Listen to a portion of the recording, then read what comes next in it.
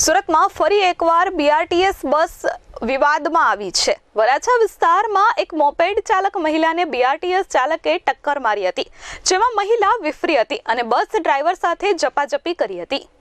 મળતી માહિતી પ્રમાણે સુરતના વરાછા વિસ્તારમાં આવેલા યસ પ્લાઝા પાસે બીઆરટીએસ બસ પસાર થઈ રહી હતી। આ દરમિયાન મોપેડ લઈને જતી એક મહિલાને બીઆરટીએસ બસના ચાલકે ટક્કર મારી હતી, જેને પગલે મહિલાએ મોપેડ પરથી કાબુ ગુમાવી દીધો હતો। જોકે મહિલા પડી ન હોવાથી કોઈ ઈજા થઈ નથી। આ દરમિયાન અકસ્માતને પગલે મોટી સંખ્યામાં લોકો એકઠા થઈ ગયા હતા।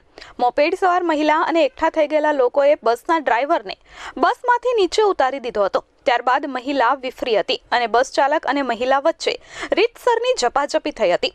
બીઆરટીએસના બસ ચાલકો દ્વારા વારંવાર અકસ્માત કરાતા હોવાને કારણે લોકોમાં પણ ચાલકો વિરુદ્ધ રોષ જોવા મળી રહ્યો છે। લોકો પણ સિટી અને બીઆરટીએસના ચાલકો સામે પગલાં લેવા માંગ કરી રહ્યા છે। Bureau report S24 news Surat.